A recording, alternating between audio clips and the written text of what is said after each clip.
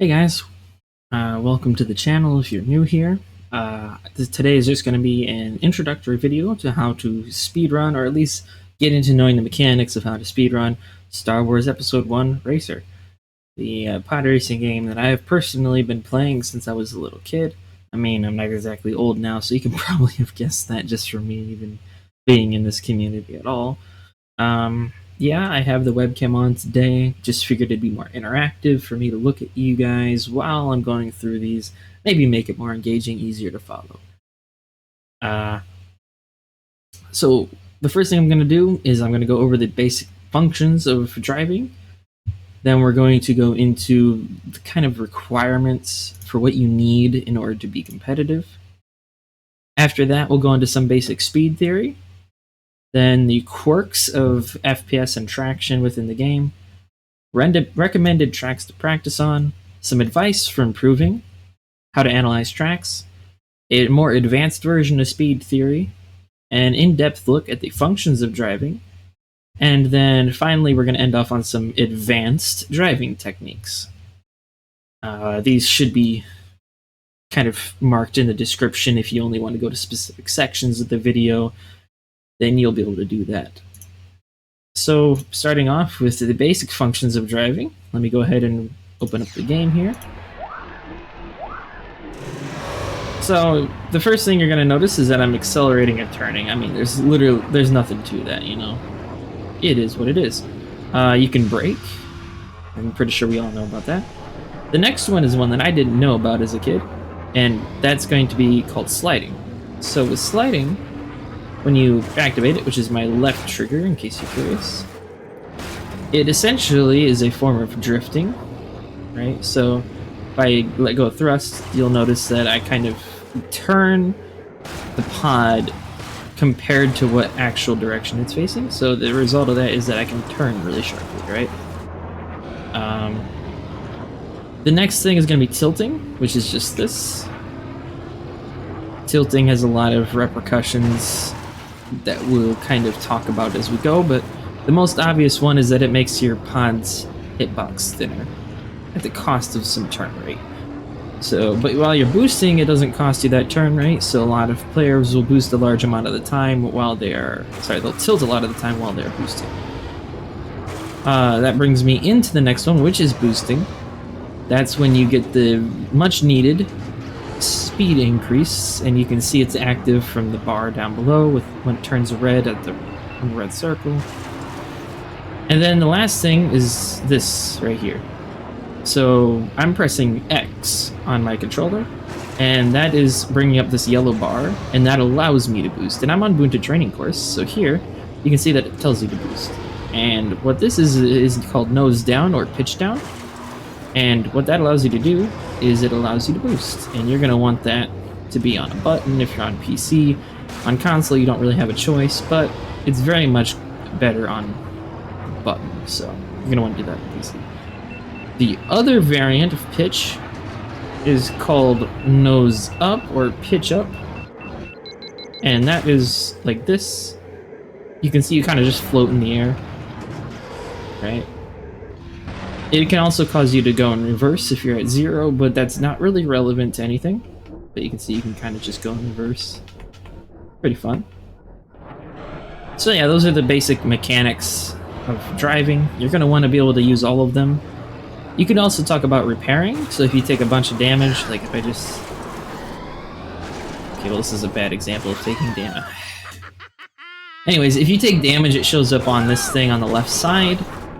So if you take damage without dying, you might have to repair if it gets to a red engine or warning. That's going to be my Y button, and you can see that it shows up and says repair. I am not currently damaged, so it won't be repaired. So, what's next?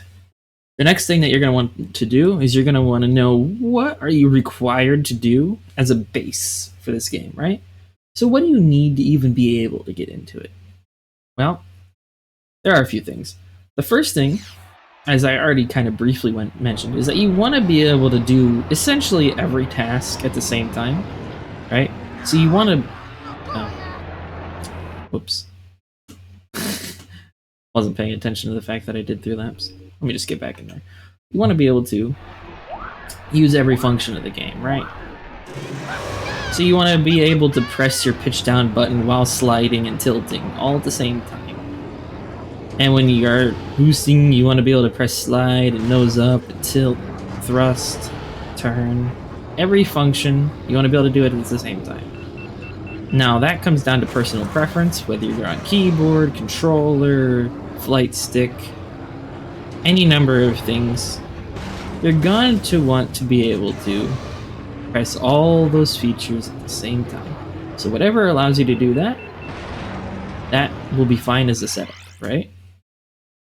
The next thing you want to be able to do is you want to make sure that if you're on PC, that you have your pitch, nose up, nose down, pitch up, pitch down, whatever you want to call it, actually have those set to buttons, as I kind of briefly mentioned before. Now, the advantages of this are not worth getting into when I'm just talking about the basic functions of the game, but overall, there's a lot of advantages with being able to turn while holding it. So normally if you have it on the joystick, right, you'd have to somehow be able to turn and press up at the same time, and that just doesn't work too well. And on keyboard, you're required to have it on buttons. So if you're playing PC, that's going to be one of the first things you want to do. And the only other thing that I'm going to talk about here is that you're going to want to be able to have a method to change the FPS of the game. Again, it's not completely worth getting into in the basic functions, but it's very much needed if you're playing on PC to be able to change the FPS dependent on the track or the category that you're doing. And there's a lot of reasons behind that that we will get into later in this tutorial. But yeah, those are the basic functions and some requirements. So the next thing that we're going to go over is we're going to be going over the basics of speed theory. So if you're really wanting to get into speedrunning this game, this is where you're going to want to have to pay a lot more attention. So basic speed theory is really about how you balance the lines that you take in the game, right? The lines that you're drawing with your pod versus your boosting management, right?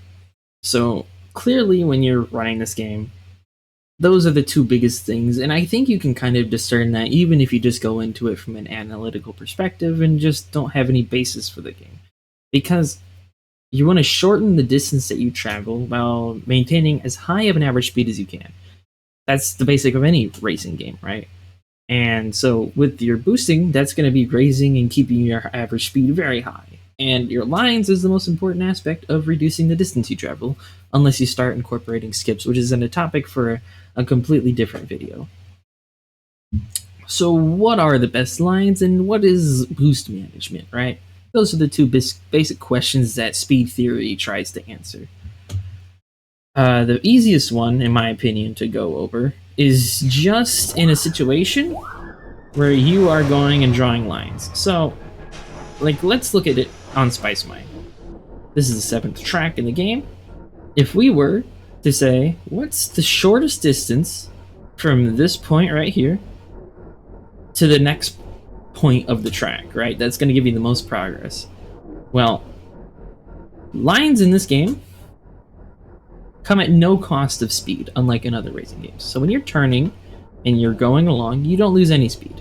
So that means you can purely go for the shortest line and not have to worry about racing lines. So what is that? Lines are drawn from the apex to apex of each turn, and I'll show you a better example of that here in a little bit, but I just wanted to show you some stuff kind of right here and now.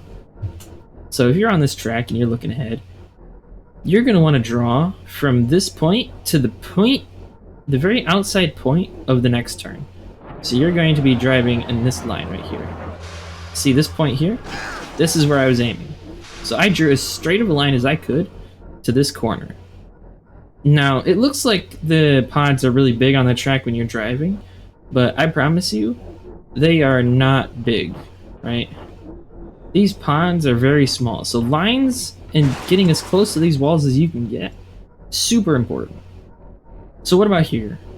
Where's the next corner? Alright, well, it's right here, right? It's just right here. And now, where is the next corner? It's gonna be up here. So you're going from apex to apex, always looking from where you're at to the shortest possible next turn. Now, Spice Mine here It goes into a little bit of a routing thing, but routing isn't exactly an issue that you have to worry about because you can just memorize the routes if you don't want to think that much about it, right? But you're always looking for the next point that you can see, and you're always trying to aim to make it so you can see the next corner as quickly as you can. That's the essence of going from apex to apex. So the more difficult question is, how do you balance boosting, right? So Ben is the metapod. That's why I'm using him here. When you're going along and you're boosting, you'll notice that your speed increases the longer that your boost lasts, right? So, what does that mean? That means that your average speed is a little bit higher if you do longer boosts. But the more important aspect is that you don't do a thing called underheating. And underheating is if I were to just cool down, right? I'm just going to cool down here, drawing my lines from apex to apex, and then I'm going to try to boost again. You'll see I was at min heat. What does that mean? Well, since boosting is essentially a resource, right? It's like having a fuel that comes back over time. If you're sitting at full fuel, you're not getting any more. It doesn't just add up to extra. There's a min value there. So speed theory says if you want to keep your average speed up, you're going to want to reduce the time that you spend at absolutely zero heat to as close to zero time as you can. So you want to combine doing longer boosts without losing lines, right? The first priority is lines here.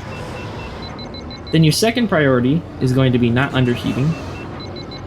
And your third priority is going to be making your boost longer. That's speed theory. Now, if you just go and try to drive from line to line, obviously boosting is a bigger mechanic in that sense, but I'm assuming that you're at least trying to boost, right? That's where lines are the most important. And boosting, underheating, those are the next most important things. So just keep those in mind. And now let's go ahead and I'll show you a more in-depth example of what it looks like to draw from apex to apex, just so you kind of get a better idea of how things work. All right, so what does speed theory look like when it comes to lines on the track model? If you're looking at it from a bird's eye perspective, what does it look like? Well, here I have brought up a model of Spice Mine. Unfortunately, my Blender doesn't want to seem to update the capture, so I just had to choose this specific frame of it, and we're going to go ahead and show you the lines on this frame. So, if you say start over here, so let's say that this is you. You are that purple dot, right? You are over here. If you're in this position, what sorts of lines should you be doing, right? So the first thing that you have to ask yourself is, what's the goal? Well, your goal is to go this direction, okay? So you are trying to go in this direction. There. We're trying to go that way, and we're starting here. So, how do we get from here to here the fastest?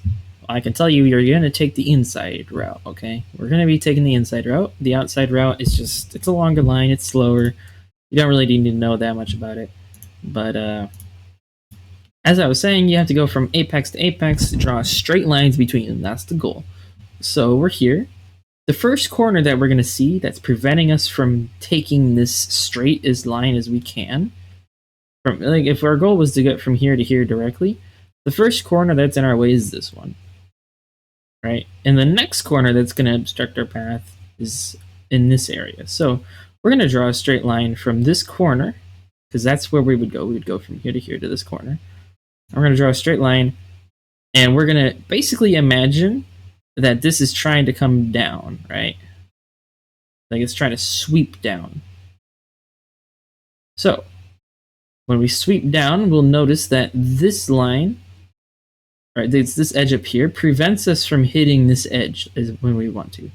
So we actually have to draw a straight line to this apex here first. Then we're going to move on to the next apex. We do the same thing, right? We repeat the process and we say, oh, okay, it's kind of here. Right, so we'd be going from this to here. Then we move on. next apex, when we sweep down, trying to follow down to here, remember this is our goal, is we run into this corner here. We move on. Where is the next corner that's going to obstruct our path? Well, we're still trying to get down here. We sweep down. And before we can get anywhere, we're going to hit this corner. It's very close, but we're still going to hit that corner. I'm just going to go ahead and loop between these 4 colors just to make it easier. So, now when we sweep down, we're hitting this corner. But what do we hit first? We hit this. So this is our next apex. This corner right here. We already know this is the next apex because we already did that test. So when we sweep down, this is our next apex.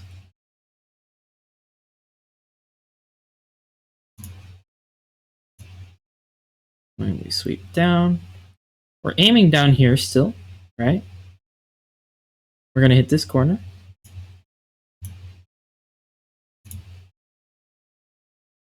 Then we're going to come down to this corner here. I'm just going to speed this up a little bit. Then we are going to come and we're going to follow this. Now, you can't see it on this perspective, but we would want to be sticking to this kind of like inside line here. So I'm just going to draw a diagonal just to kind of show that a little bit. So we'd be going like that. So this is what the lines look like for this section. This is the absolute shortest line that you can possibly take on Spice Mine Run for this section. So what does that look like in practice? Well, we go ahead and switch back over to the game. If you'll give me a second to do that. We're going to go ahead and we're going to open the game back up. So, let me just go ahead and restart. The section that we were looking at here was pretty close to the beginning. I suppose I have to actually clear these lines, don't I? And there we go. Okay. So, remember, we're drawing from apex to apex. I'm just going to take it nice and slow. So we hit this corner, right? We hit this corner. That's a corner that was on our test. We hit this line. I don't know if you... This is the split that we were looking at. That was that upper corner over there. We're going to come down, follow this section, and bam! This is kind of the end of the area, and this was the diagonal line that I said you were going to do. So that's what the lines look like in practice, in case you were curious. And that was what they looked like from a bird's eye view. And you can find all of the track splines, all the track models and stuff in the community accessible drive, which I will have linked in the description down below if you want to be able to have access to that. It's a great resource, and it'll be able to help you do things like this yourself. You're also going to need Blender to run it, but if you have any questions about that, the Discord link to join the Discord will also be in the description down below, so feel free to check those out. Those are great resources, and the best way to learn the game is to be interactive with the community. So, yeah. Next up on the list of things that we're going to be looking at, though, we're going to be talking about the quirks of FPS and traction within the game. So the next section, like I said, was going to be about quirks of FPS and traction. And so what does that really look like? It's kind of hard to get a feeling for what that means unless you play a lot of the game. So I've gone ahead and I've brought up the 2 best examples and most extreme examples of the variations of FPS and traction. So what people like to refer to as the legacy route for Ubuntu Training Course, and then the classic min traction minimum FPS limit of Alistair 100. So what is it about these that makes it so different? So the first thing about FPS, and the most important thing for this big kind of like beginning section of the video, is going to be the fact that FPS impacts your traction, which is why I kind of took quirks of FPS and traction and put them together. So you have your traction upgrade, which impacts traction, and an FPS, frames per second, that impacts your traction. Well, how do they correlate? So lower FPS means that you have a kind of lower traction in terms of how the game is interpreting the code, right? And higher FPS is equivalent to a very high traction. And traction impacts how you can slide, it impacts how reactive the pod is back and forth along a straight line, and it impacts how much you stick to the ground. FPS is going to have more impact on stickiness, and lower FPS is going to make it more exaggerated. So if you have a lower FPS with a higher traction, it's going to feel more better. It's going to feel more reactive and just better in general. But on the extreme ends, on max traction and min traction of FPS and traction, we have the lower legal limit, 24 FPS, with the lowest possible upgrade, the R20 traction upgrade, used on M100. Now, why is it used here? It is used because of the last hairpin. So, I'm just going to go ahead and I'm going to show you. This is my PB currently on this track. This hairpin right here. If we go through and look at this, the pod is all the way off the screen with how low the traction is. It's essentially kind of forming a right angle with itself, right? So if we imagine that the pod is traveling along a specific line, right? The pod itself is facing almost at a 90-degree angle. So it's pushing, right, this way in the moment, but the pod is pulling it this way. And that's what gives you this great hairpin here. So if I go back and rewind, we'll go ahead and see low traction, sliding, off throttle, and bam. You get a nice, clean hairpin. So what's the opposite end? This is the legacy route for high traction here. You also get a look at what it looks like to use keyboard a little bit. So high traction, this is actually 120 FPS, and this is illegal now. But you can see you stick to the ground really easily. And up on this upcoming section here, you'll notice that these kind of hairpin sections, rather than having a bunch of slide, you just kind of have to brute force turn because you don't have very much drifting. And these two extremes provide very different uses for tracks. And you kind of want to have to find a balance between being able to use easy reactive turns on not hairpins versus not having to brake for whatever hairpins are in that track. And that's kind of the general overview. But at the top level, you want to minimize your FPS while maximizing your traction upgrade. That is the meta. Minimize FPS, maximize the traction upgrade, and wherever that is possible, it should be applied. When it isn't possible, you go to the lowest FPS that you can without being able to not perform whatever boost holds or things that you need to be able to do because you have to stick to the ground, and then maximize your traction without losing the ability to slide. So only in specific situations are you going to really want the extremes of either of those in terms of FPS and traction. But the balance between them, especially when you do lower FPS and higher traction, can feel very nice. So the next section that we're going to be talking about here, sorry about that, just had a little bit of a mishap there. The next section that we're going to be talking about is we're going to be talking about the recommended tracks to practice on and just kind of why you should be starting with those tracks in particular versus just starting on any old track.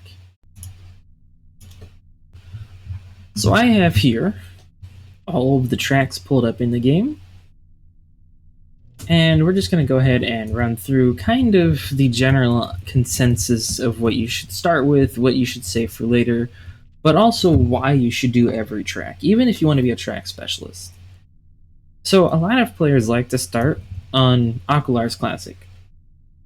Ocular's Classic, very easy track outside of the last hairpins, gives you a lot of room to learn the game at almost whatever traction and FPS setup you really want to. There's a lot of room for error there.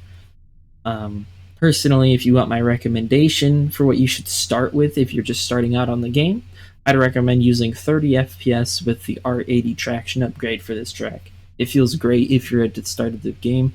Maybe even R100 if you really don't like that low traction feeling at the start. I think this is a perfect track for the beginners to go to. If you are new to the game, go here. Now, you shouldn't stay here forever. It's not a perfect track for learning every part of speed theory and applying it everywhere, but it's a good point to getting used to the controls. After that, you're going to want to move on to tracks that are a little bit more complicated on how you use them. So, Spice Mine Run, I've gone through some of the lines there, but there's a lot of nuances to that track. Still not that hard until you get to the top level, but that's true of any track, even the easy ones. Another good one that people like to go to is Scrapper's Run, which has some fast terrain to play around with. Still pretty easy track, especially when you don't do the skips version of it. And then once you get past that, great tracks to learn the game on and learn how to balance things out. Doug Derby and Bumpy's Breakers. Those two tracks are fantastic for when you want to dip your hands into something a little bit harder. And by a little bit, I mean two of the harder tracks in the game. These are really going to force you to learn the mechanics at a high level in order to get an even decent time. So yeah, we start with Aqualar's Classic, move on to Spice Mine, Scrappers, even Boonta Training Course, although that track is a little bit specific nowadays. And then move on to Doug Derby, Bumpy's Breakers, and if you really want to get a taste of some of the harder tracks, you can move on to Inferno and Boonta Classic. I'd recommend staying away from the bullseye tracks, Fire Mountain Rally and Grabvine Gateway, until you really feel used to bend, because you don't want to mess up your muscle memory. But those two tracks still offer a great deal to learn in terms of optimizing hairpins, boosting, and things like that, because there's a lot of complicated sections to these tracks. But yeah, that would be my personal recommended order for things. If you don't want to go and you on that order and you want to kind of go off the beaten path, that's fine. But I think that's the easiest way to kind of learn the game. Another alternative for learning the game is you could opt to learn Amateur Circuit no upgrades. And it's a very common category for people to start with. I actually started with it myself. So if you really want to do something that isn't just the same track, you can choose to do an RTA category, but really don't choose one of the upgrades ones. It'll just push you away from the game. While we're on the topic of improving, I want to go over some advice for actually improving at the game. So first of all, don't stay on any track forever. You want to get used to the track and you want to learn some of it, right? You want to do it long enough that you learn the mechanics of how the track works to an extent, but not so long that you feel like you can't apply yourself anywhere, right? Don't get so good on one track that when you go to other tracks you get frustrated. So I personally recommend getting setting a goal time, and we can go over some goal times later. In each individual track, I'll go over some goal times for players, but you want to set a goal for yourself, and when you get that goal, move on. Even if you feel like you could do better, just move on, right? Don't stay on there forever. Don't try to get world record on one track and never learn anything else, because it will not help you learn the game. The next thing that you want to do is that when you're focusing on one track, really compare your times that you do, right? Record your times, compare them with the best times using the same strategies that you do. I don't mean like routes or lines or anything like that, but some tracks have a couple different metas that people do depending on what level they're at. So just go ahead and compare with whatever the best time is of those tracks that you're looking at, and really try to figure out what they are doing better than you in terms of the lines and analyzing lines, which we already went over, and boosting and different aspects of that. We're going to talk about that in this next section here, about how to analyze your times and your tracks. And then the last thing you want to do, if you really are stuck and you're not improving as fast as you want to, ask help. Ask for help. People like myself, Ace, Goofbrush, Yam, King Bean Dip, all the really high level players that have a deep understanding of this game will help you get to the next level.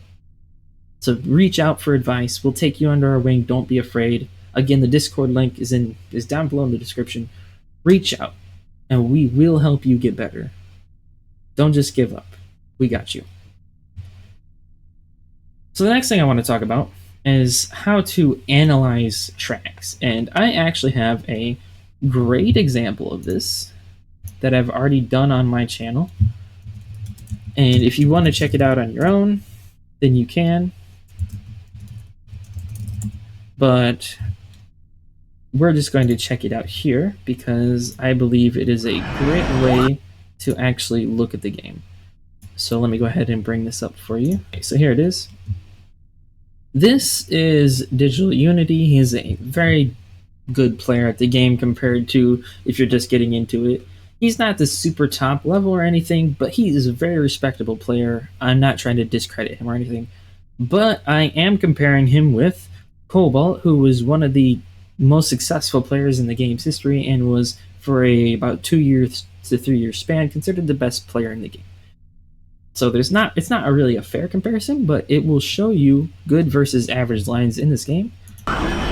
So here on this side we have Digital Unity, and I've edited on where Cobalt is.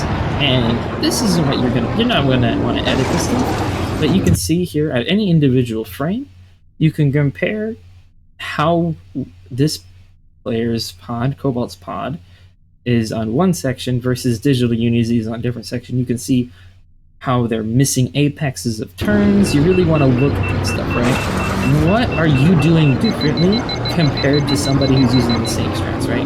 What lines are you taking wide? Like going really wide there. What boosts are you doing that are unnecessary like that?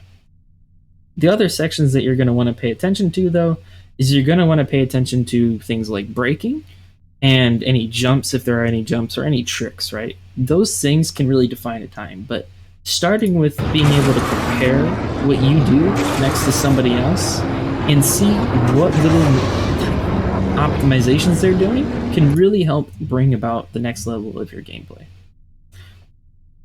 So yeah, I would recommend that you don't do this type of editing, but really sit down and compare them. And if you need help analyzing, people will also help you analyze.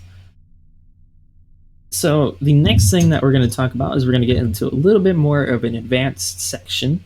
So if you are newer to the game, I would recommend that you come back to this section at a later time. Otherwise, if you're here for the more advanced section, welcome. And let's go ahead and get right into it. All right, so advanced speed theory is the next section that we're going to be talking about here. So what does that really entail? Now, there's going to be some key points that I'm going to be breaking down here.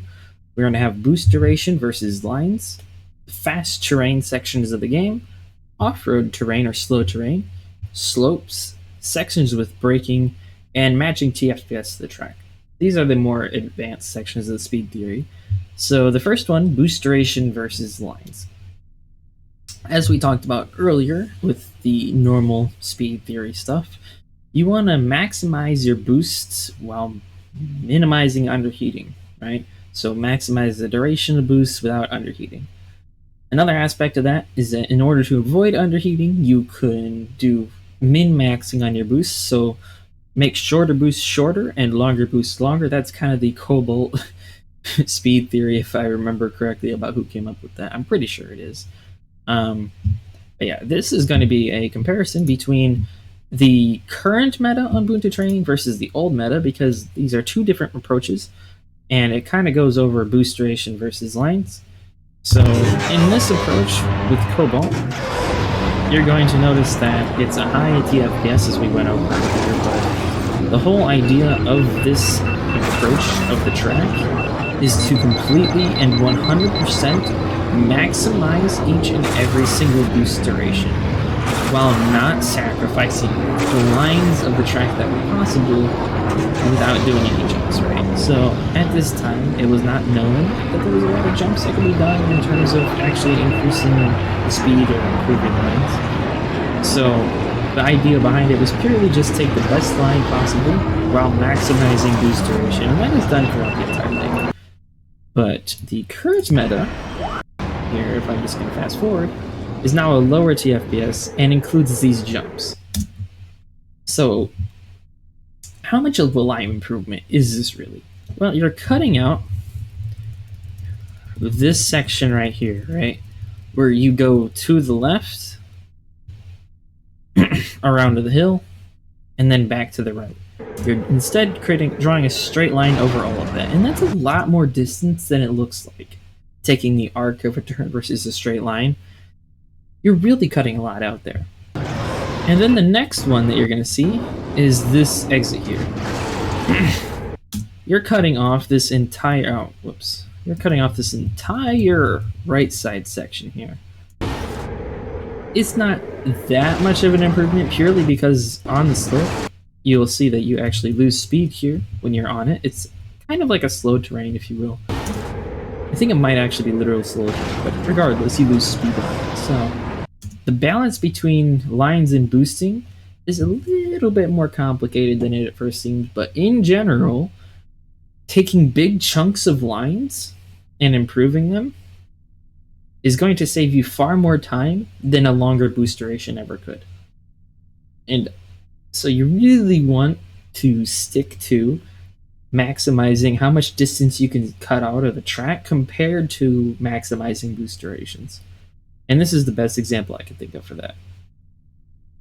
So the next one that we're going to be looking at here is going to talk about fast terrain. And sorry, I didn't bring this up ahead of time. I probably should have, but since we're already here, we'll just go ahead and open this up.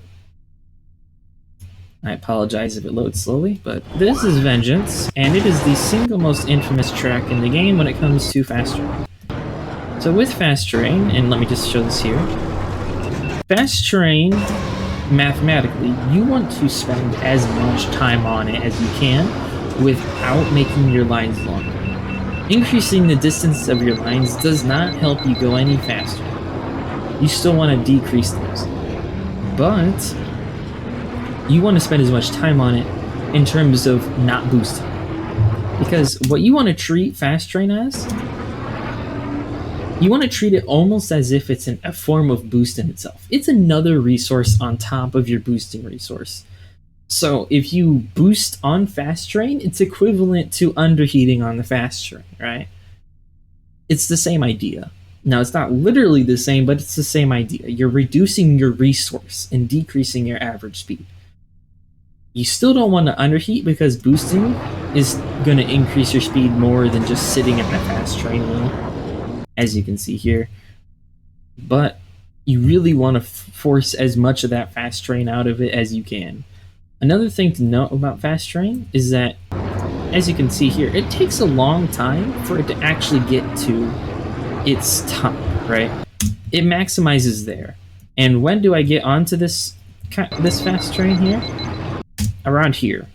So it takes around 9-10-ish seconds for it to fully activate and get to max speed. That's another reason why you don't want to be boosting all of it, because the more you boost on it, the worse it compounds to be.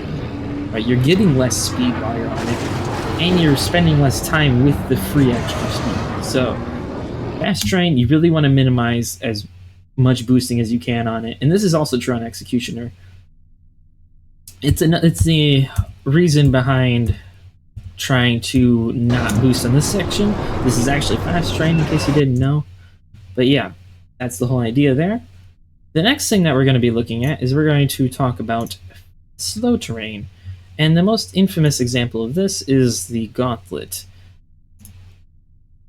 So, in the Gauntlet, we have in a very long section of slow terrain. I'm just going to rewind here a little bit. I kind of went too far into this video. So this section right here is slow terrain. So how does slow terrain function? It's actually kind of interesting. So slow terrain impacts your base speed, but doesn't reduce how effective your boost is. So the idea of being on off-road is you want to minimize the amount of time you spend on off-road / slow terrain, which means you're going to want to spend your entire time boosting on it. However, the other quirk about it is that when you're on slow terrain / off-road terrain, it reduces your top speed enough that you actually can't physically activate your boost after the first second of being on it. And it's kind of an interesting quirk, but regardless, you want to be boosting before you get onto it, and you want to hold the boost the entire time you're on it. Another thing that you want to know is that any time that you can, you're going to want to take good lines, but avoiding the off-road terrain. This is also true in Boot to Training course with the second and the first jump. Both of them jump over off-road. And that makes it so much faster because you're not spending that additional time slowing down unnecessarily. So the entire idea of the Gauntlet path here is to spend less time on the off-road terrain, but take good lines still. A little thing just specifically about this is that this section right here that we land on isn't actually off-road terrain for funny reasons, but regardless, you're going to want to spend as much time boosting on it as you can. The next little thing that we're going to talk about here, I'm going to actually be bringing up the game, so apologies for you seeing how I actually do things here. Sometimes it just has to be, sacrifices have to be made, so that way I have to do less editing. Sorry, but the truth is just what it is. That's a good example. You know what? No. A good example of slopes being a factor is Adobe Mountain Run. We'll do this track. So what do you want to do on slopes anyways? Well, it's not a huge thing, but you're really going to want to try to tilt whenever you can going up slopes, and you're going to want to not tilt as much as you can when going down slopes. So like this section right here, don't take this path normally, but when you're going up this slope, you really want to make sure you're boosting. Seriously, don't take these paths. This is just an example. But you can't really tilt here very well because you need to be ready to turn, and tilting reduces your turn rate. So when's a good example of when you don't want to be tilting? Well, we're getting to it. I'm going to jump because I want to. This section right here.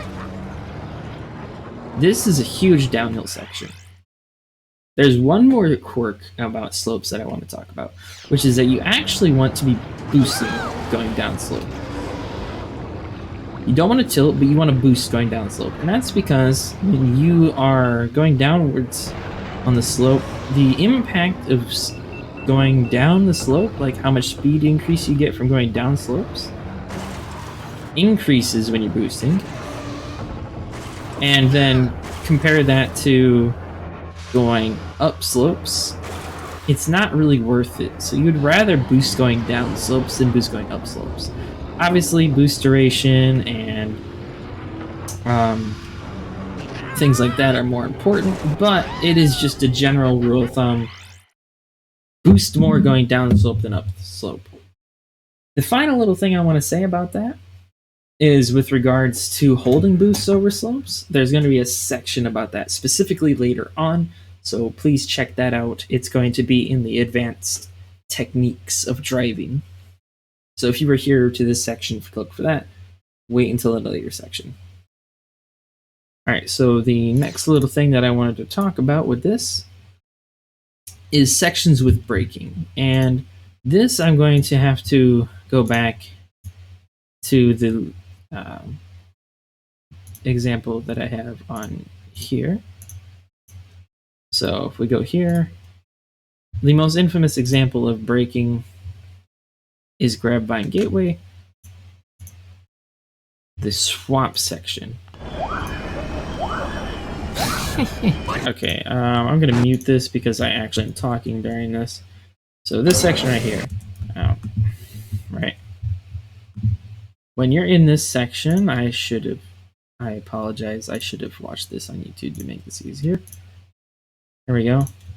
So when you're in this section,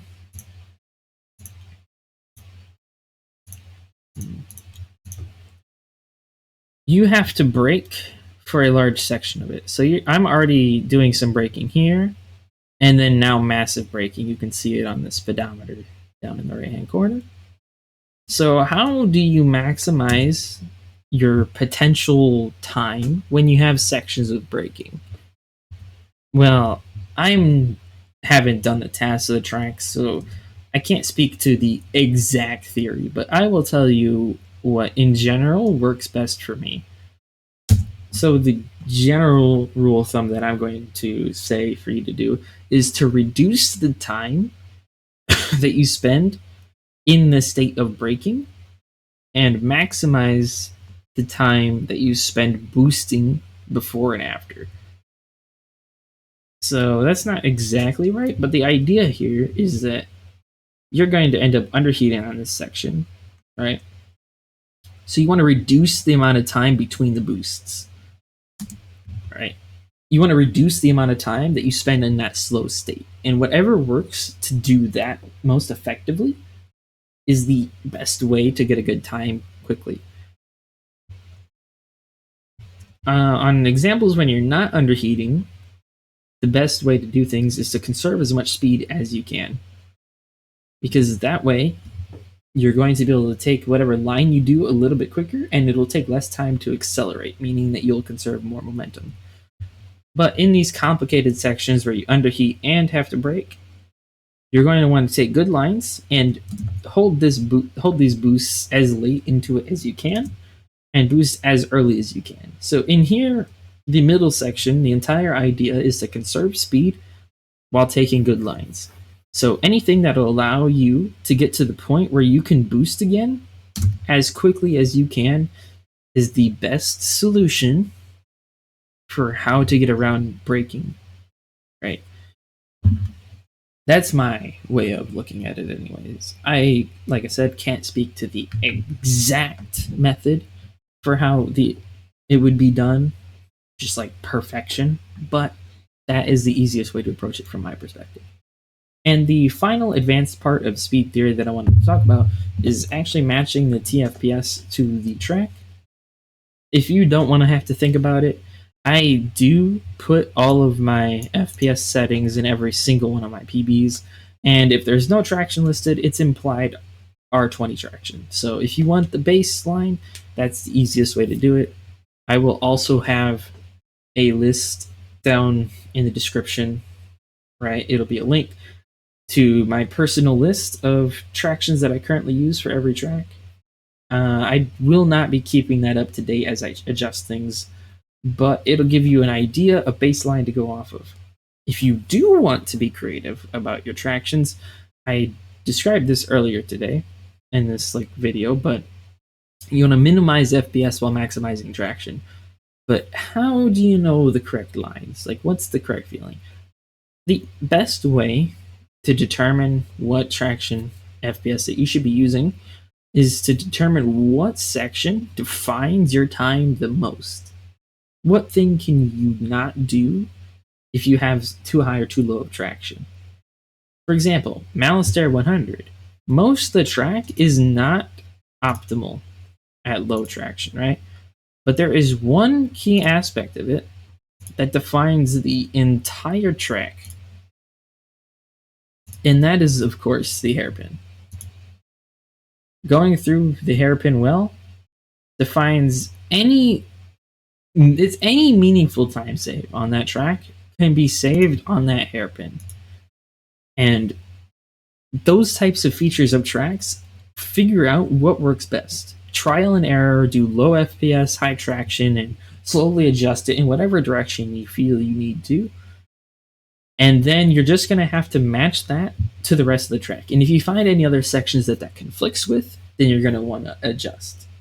But in general, finding whatever key aspects that you need to be able to perform on consistently, that'll be the best solution for you to find whatever traction and FPS setting that you want to use per track. That'd be my advice there.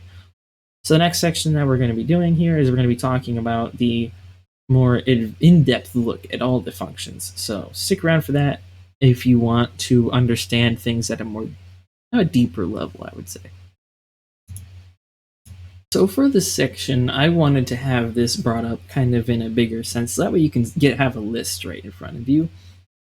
The first section that we're going to be going over is boost cancel with braking. Then we're going to go over accelerating braking with speed value, tilt turn response, acceleration impact from pitch boosting, climbing walls and tilting, min-maxing TFPS.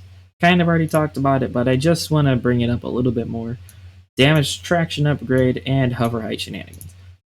I don't want to have to go through and try to show you every single one of these because they're really not easy to show. So instead, I want to just leave these here and go through each one individually.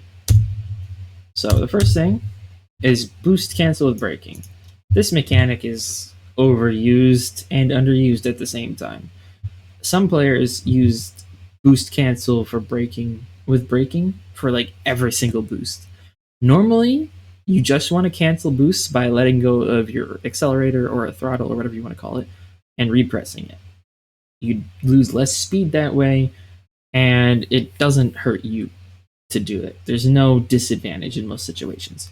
However, when do you want to boost cancel with braking? So, first things first, you want to boost cancel with braking anytime that you are going to struggle to maximize your heat at the correct time, right? So if you're getting close to the end of a track and you really need to boost quickly, boost cancel with brake. Why? Here's what it does. When you let go of throttle and repress it, there is a certain amount of time, there's a limit to how fast we can repress buttons.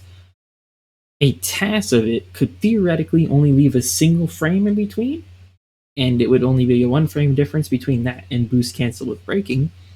But we are humans, and there will always be numerous frames between you and the theoretical best possible cancel to restarting a boost time frame. So if you really need to save those frames, and it can kind of add up in certain sections, you want to continue to press your pitch down or nose down button. Don't let go of it. Don't let go of throttle either. And you want to just tap brake, and it'll cancel the boost and instantly start to recharge your boost charge meter. So that way you can boost as quickly as you possibly can every time that you use this. The next note is that generally on any track that you don't have to brake on, minimize your braking so that way you can do this with losing as little speed as possible. It doesn't matter that much because it's better to have good boosting in times that you need it. So use it even when you have higher brakes, but conserve speed as much as you can whenever you can. All right, so the next thing I want to talk about here is I want to go over accelerating with speed value and braking with speed value. What is speed value, I hear you asking? Well, it's how the game interprets your speed, if you will. So rather than actually calculating acceleration and deceleration with the literal speed as you would think it would, it has a couple layers. And the basic line of it is that your speed value increases, and then the game calculates that into your top speed based off of the acceleration value of the pod. Not worth knowing all of that. All I really want to talk about here is that braking with speed value, anytime you need to brake, you need to understand that it decreases your speed value and not your top speed. So your speed value decreases, and because of that, your top speed decreases. What does that mean? It means that the higher speed you're at, the longer it's going to take for you to brake effectively. So your brakes get less effective the faster you go, right? That's all I really wanted to mention with this, but the other thing is that to recognize that it takes a long time to actually maximize your top speed, so that's why conserving speed is important, because it can add up for every run the entire length of the run. It can. It doesn't usually make that big of a difference for the accelerating side, but for the braking side, it's pretty important to understand that. So next on the list here, we have tilt turn response. What do I mean by that? Well, I've mentioned before that tilting has various impacts in terms of slopes, in terms of decreasing your hitbox size, and in terms of your turn rate. However, tilting also impacts your turn response. So what that means is that when you're tilting, it takes longer for you to reach your maximum turn rate. When is this relevant? It's most relevant when you are boosting. And it's only relevant in specific situations. But when you are boosting, you want to manage how much you're tilting versus when you actually need to. Because if you're tilting and you take longer to turn in certain sections, it can hinder your ability to make turns properly. Doesn't always, but it can hinder your ability to do it. So I just want to bring this up because in case you're feeling like something's a little bit off when you're boosting, I just want you to understand that it's a turn response. When you're tilting, it's going to take longer for you to reach the same maximum turn rate. So just make sure you don't overuse tilt when you don't have to, and just manage that. So the next thing on the list here we're going to go over is acceleration impact from nose down and boosting. What do I mean by that? Well, the acceleration value that you have, and really what I mean by that is how fast the speed value that we previously talked about increases, is better when you have nose down pressed and when you're boosting and when both are happening. So the fastest way to gain speed is to actually be boosting with your nose down still pressed. And if you ever see me use it in a run, it's partly because of that. It's especially important in the first moments after you're starting at a low speed. So this can be at the beginning of a race. You want to do it for like the first 6 to 10 seconds of the race, although it's technically valuable at all points. That's the most important section. If you can, don't hinder your ability to turn if you can't manage it, but use it when you can. And also anytime after you were braking, because this will help you bring back up your top speed as quickly as you can. And whenever you are not boosting, just try to keep your nose down on as much as you can. This will both increase your ability to turn carefully and it'll increase your acceleration. So just keep that in mind. Those are the fastest ways to keep building your top speed. Now, I already went over this, but this is kind of related to slopes, right? I already went over slopes, but climbing walls in particular, when you do certain jumps, and this is both in the case of actual full tracks and skips, climbing walls with tilting can actually be impacted by what direction you tilt, and that's just dependent on the wall. You're going to have to just memorize it and understand it based off of each one, but when you're trying to climb walls, check your tilt direction. I know this isn't really a long section of this, but it's important to understand that that can make a difference. All right, back to min-maxing TFPS. I wanted to talk about this a little bit more because I've already spent a decent amount of time talking about it, but kind of explaining why it's important to min-max it as much as you can, right? Minimum FPS, maximum traction that you can do at all times, is because a higher traction, right, is literally better at responding to what you do than a lower traction. You're going to notice that the force of your pod feels like it's adjusting quicker, and that's because it literally is. So there's kind of an acceleration curve, right, to how fast, if you're sliding, that you snap back to being in a state of complete control and normal traction, right? So you're snapping back to your force vector is the pod. You remember the 90-degree angle? You're snapping back to being parallel with it, right? That happens faster the higher the traction value. That's not as related to FPS. It is kind of, right? But it's more correlated to your traction, which is why it's min-maxing. However, there is one more important section of this, which is that lower FPS is literally faster, right? So if you compare 24 FPS to the highest legal of 60 FPS, and you just put them on a straight line, and all they did was boost once, and do that for 5 minutes, right? And let go of boost again, you're going to gain at least a tenth, maybe more, from being on the lower FPS and going a straight line.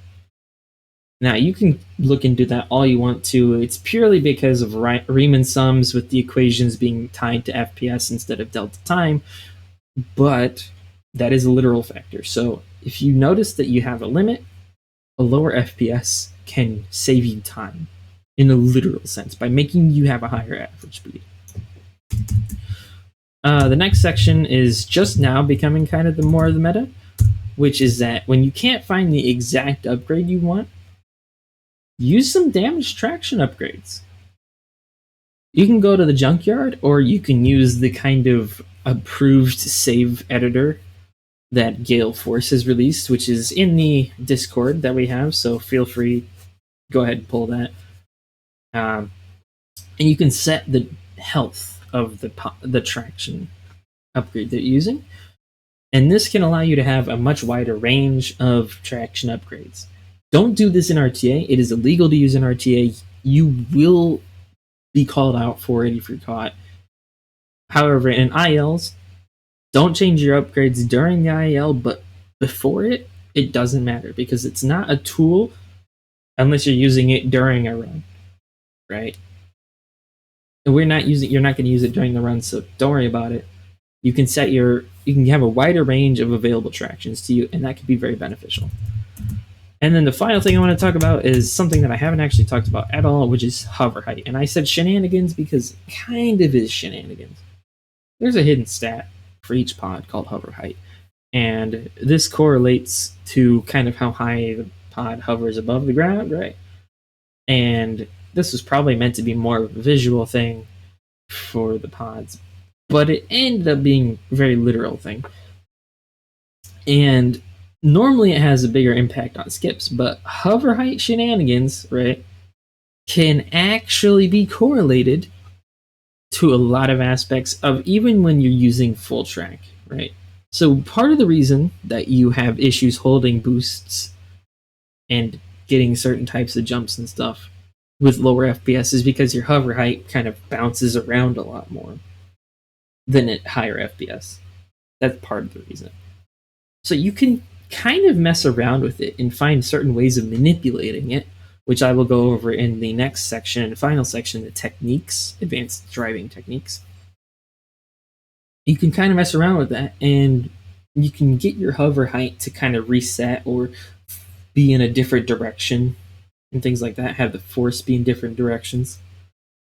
It's hard to explain without going into the techniques, but just know that some of the reasons why you might have troubles with things is because of how hover height works.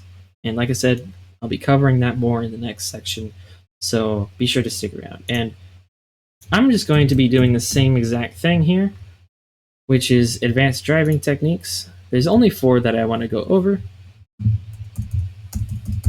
And so I'm just going to do the same thing here. This is advanced driving techniques. So the first one that I want to cover here is boost holds, which is related to, you guessed it, the hover height stuff. Yeah. So why do I have sliding and tilting listed there, right? Well, let me go ahead and pull up an example here. I do actually have a good example of this. So for Doug Derby, we're going to start with sliding. My current PB uses a little thing here on a very early section right here.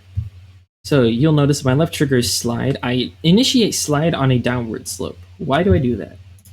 Well, when you are traveling in a certain direction, sliding and traction impact the rate at which your pod adjusts its pitch to the slope. So when you're going downhill, right, if you hold slide, it'll actually take longer for your pod to switch from that downward direction to an upward direction. This is true in the inverse too. If you want to jump longer on a jump, you can hold slide and you will take longer to go from an upwards pitch to a downwards pitch. So that can make your jumps longer too. But in this specific situation, it helped me land earlier. So that way I could take a better line and not crash into the ceiling. Why is this relevant?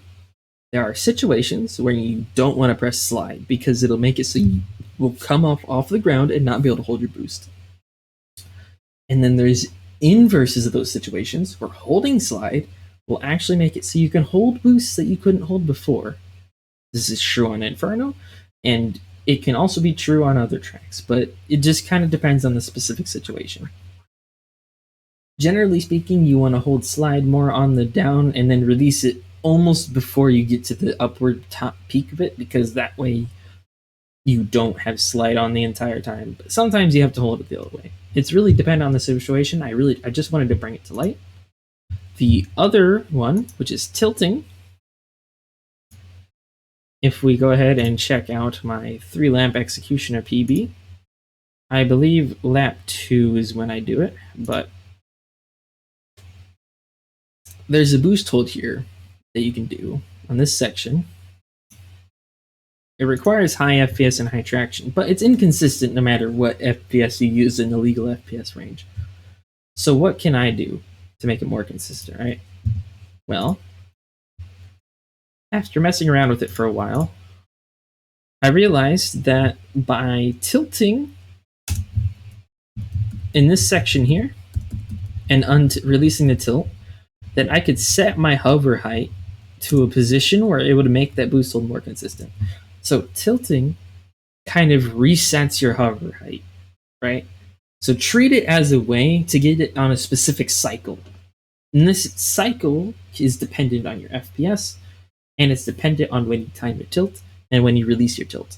There's a lot of aspects to it. It's really complicated, but in certain situations, it can help you make certain tricks at least somewhat more consistent and not completely random chance. The execution barrier of being a human still plays a part, but it's a good technique for certain situations like this one, where this boost hold can save a little bit of time just by being able to use more fast terrain, and it's really inconsistent if you just go into a blind every time. So that's boost holds with slide and tilting. Also, in general, just a little bit of an extra tip as an afterthought. If you want to hold a boost going over an uphill slope, you generally want to tilt and then release tilt before you get to the top, and re-tilt once you're over the top, because otherwise tilting the whole way generally won't help you hold it. You want to have your hover height be set, release tilt before you get to the top, so that way you're kind of lower to the ground again, and then reinitiate tilt when you get over the slope, so that way you're have a higher chance of staying on the ground. Next section is boost charge empty throttle slide. Now this I'm actually going to be bringing up the game again for an example, so excuse me again while you see infinity. I need to actually switch this stuff, and I don't want to deal with a whole bunch of editing for obvious reasons. Alright, here we are. So I'm just going to go ahead and I'm just going to go to Boon to Training, because it doesn't really matter that much. And I want you to watch this. I'm not going to boost. Instead, I'm going to hold this. And, actually, I'm going to boost. I'm going to get my speed up a little bit. I just want to make a better example. Let's say that you need to boost, but you have to slide. You can let go of thrust and still keep your charge of your boost as long as you start it before you go to off throttle sliding. Okay. If you're fully charged and ready to boost, you can off throttle and still hold your charge of your boost. It's a technique that isn't used very often, but it might help you in specific situations. For example, if you were to have that fully charged there and you really wanted to be able to boost quickly, you can off throttle slide there. It's not the best example because the off-road terrain can mess around with it a little bit, but here, let me get to the end of the track here. I really wanted to show it all. I want you to understand how it can be used here. Like, let's say you were setting up for a fast lap, and you're just coming up like this, off throttle slide and boost. It can really help you get a nice start to that section. I didn't do it in my PB, and retrospectively speaking, I should have, so I might have to fix that someday. But it's a technique that is not used very often. It's very valuable in my opinion. So make sure you use that to the best of your ability. But yeah. So then after that, we're going to go over releasing tilt and initiating tilt in specific moments. And I have something in mind for this that I wanted to show. And this is my current PB on Zugga Challenge. And this is referring more to tilts than it is to anything else. Sorry, not tilts, turns. I'm not really all that concerned about managing the boost holds or anything like that, because I already talked about that. However, in this section right here, you'll notice that even though I'm boosting, I time when I want to be tilting and not tilting. Okay? Why is that? Now this goes back to the previous section where I talked about tilt turn response being different than not tilt turn response. So when I really valued being close to walls, like here, and I didn't need as much turn response to still kind of hug that wall and get close to the apex of that turn and move on, I can tilt. Another thing about it is that it helps you see better. You have more control and reactive ability to see better and literally react better with turn response when you're not tilting. So when it's not relevant to anything, if you're on a flat surface and there's no reason to reduce your hitbox size, you really shouldn't be tilting. So like right here, I just want to be able to see the next apex and hit it really easily. And because I'm not tilting, I can easily see where I'm going. I hit the apex. This section right here, it's very dangerous, right? So I tilt through that whole section, and the instant that I don't have to be tilting, I release tilt. Right? So just make sure that you're thinking about that. Don't abuse tilt when you don't have to. However, there is one other section specifically that I wanted to go over, which is this jump on Bunta Classic. The very first jump on the Bunta Classic, I actually use a technique with tilt timing to be able to get the jump time better. So, at the beginning here, I tilt on this slope. Not only does it make it easier to hold the boost, but it changes your turn response for that moment,